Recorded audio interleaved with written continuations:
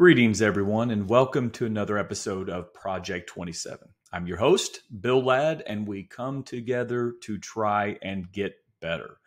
World class. Ultimately, try to become the best. The best at what, you ask?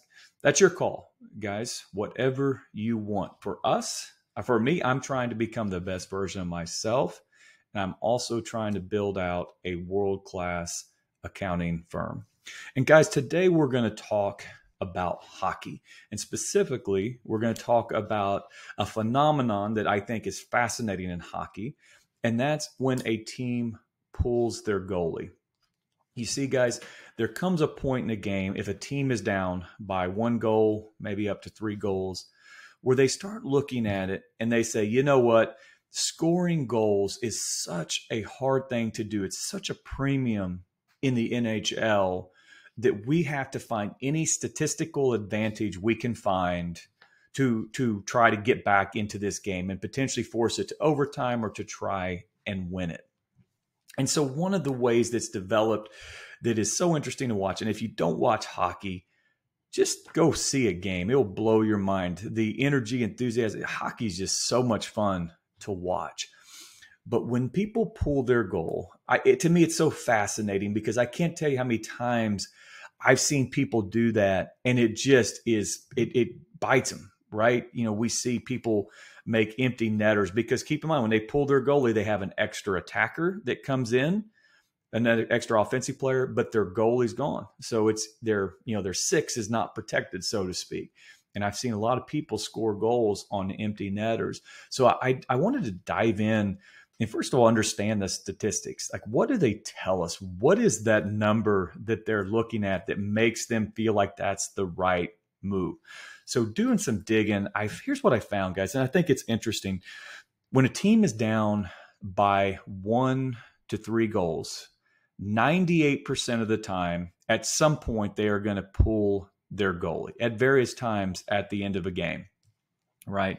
So it's almost universal that it always happens.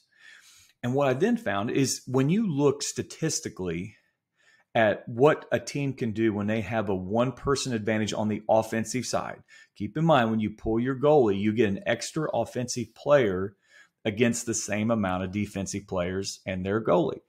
So you have an extra player. And when you look at it, guys, there is a statistical advantage when you have an extra player. In hockey, that happens when you have a power play. When somebody gets a penalty, there's an extra, they have to sit for usually about 2 minutes, and there is a one-person advantage on that team's offensive side. And the goal scoring it's much more likely to lead to increased goals, right? So there is an advantage. So there's statistics that say that having an extra player helps. Now, when you look at a goalie, it's a lot different than a power play, or pulling a goalie, it's a lot different than a power play because you lose the defense that can keep a team from scoring on you, right? So what I found is that when a team pulled their goalie, that 34% of the time, so say 100 times a team pulled a goalie, 34 times a goal was scored in that situation, of which about 30% of the goals were scored by the team that did pull their goalie.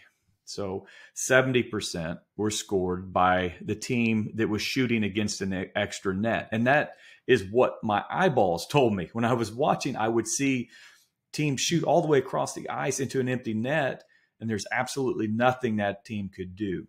But again, what I also found, though, is that when you compare, say, those 10 goals, 100 times, 34 times a goal was scored, 30% of that, around 10, were scored by the team that had pulled their goalie.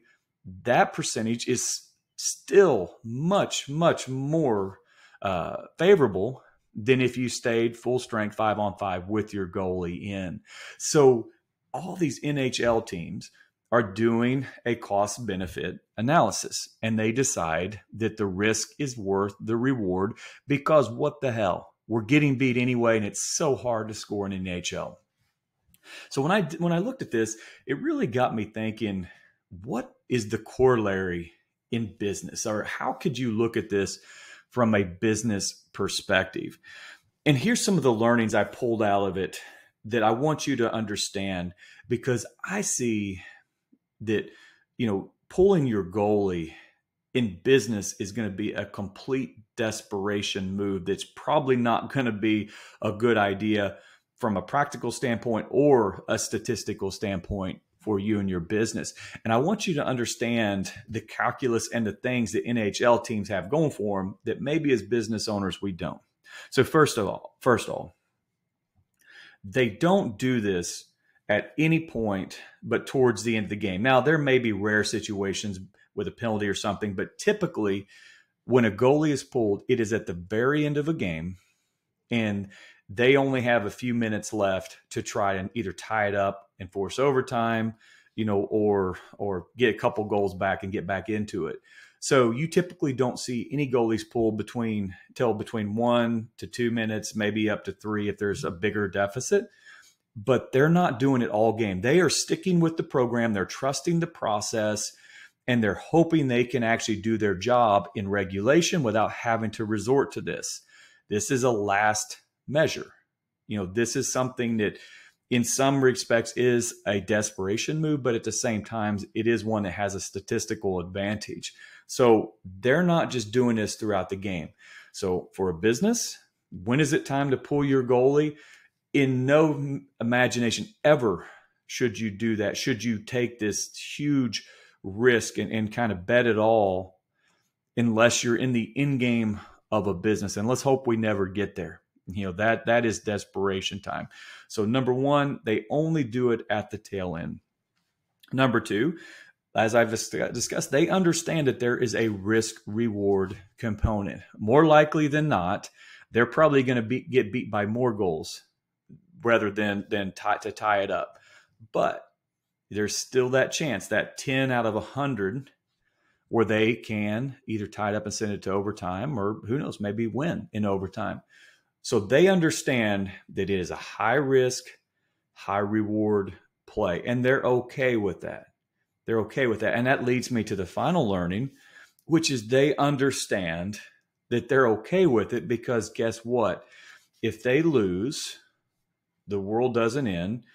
Coaches may over time lose their job. Players, may kind of have to move on, but they understand it's just a hockey game, and that's the ebb and the flow, and that happens, and you're going to win some and you're going to lose some, and they're more than happy to take that increased statistical chance to score, knowing that they could also look foolish for doing so. But I want to compare and contrast that to what that might look like as a business owner. Let's say you are getting to the point where you have the ability to take a big swing, a huge high risk, high reward swing. Well, for these guys, they wake up the next day, they go to practice, and they get back to work. What happens to you? Guys, high risk, high reward can be the death knell of a company. You can kind of look at this and say, this is something that could ultimately lead to a loss of customers, a loss of revenue, a loss of team members. And it could even lead to a loss of your business. So when it comes to these high risk, high reward situations, I'm a big believer in what Jim Collins teaches. And he has this concept called shooting BBs before cannonballs. And the thought process is let's say that you're on a ship and you got a pirate ship coming up to you, but you only have a limited amount of gunpowder. Well, you can start, firing your cannons right away, using up a ton of gunpowder as they're getting closer and just hoping you kind of hit them, Or you could kind of use a small amount of gunpowder and kind of shoot a little musket ball, and try to dial it in. Okay, nope, that one's not on. Okay, we're getting closer. Ping, you hear the wood, you hear it hit the wood. Now you hit your cannonballs because you know where you're aiming. Same thing in the marketplace. These high risk, high rewards. Don't just go out and start shooting cannonballs and saying, man, we got to do something because something has got to change, or we're gonna lose.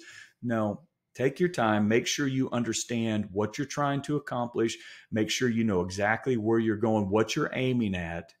And then if you have to shoot those high risk, high reward cannonballs, just make sure at least you have done it in a well thought out, strategic way that you know that regardless of what happens, you'll at least survive. You may have some tough stretches, but you at least will survive.